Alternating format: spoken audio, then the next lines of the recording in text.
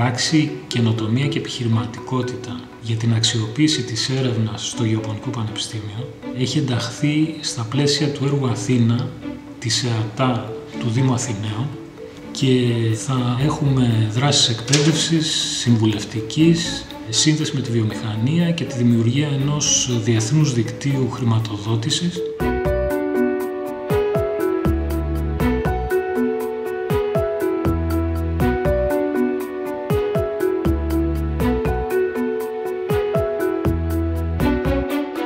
Το Innov Athens ξεκινάει τη λειτουργία του στα τέλη Φεβρουαρίου και πρόκειται να στηρίξει 10.000 νέους της πόλης με τη σύμπραξη 300 καινοτόμων επιχειρήσεων, οι οποίες θα μεταφέρουν την τεχνογνωσία τους και την εμπειρία τους.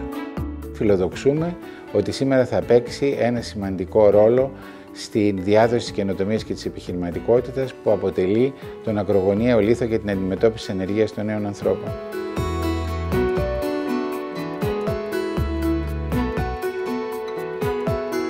Η κοινωνική επιχειρηματικότητα είναι πρωτοβουλίες και επιχειρηματικές δράσεις που ασχολούνται με υπεύθυνες και βιώσιμες πρωτοβουλίες και μετράνε τα αποτελέσματά τους σε οικονομικούς, περιβαλλοντικούς αλλά και κοινωνικούς όρους. Ο Δήμος της Αθήνας είναι σημαντικός παίκτης στο οικοσύστημα αυτό και η δράση του για την υποστήριξη και την ενίσχυση των δομών κοινωνικής επιχειρηματικότητας είναι στρατηγικής σημασίας.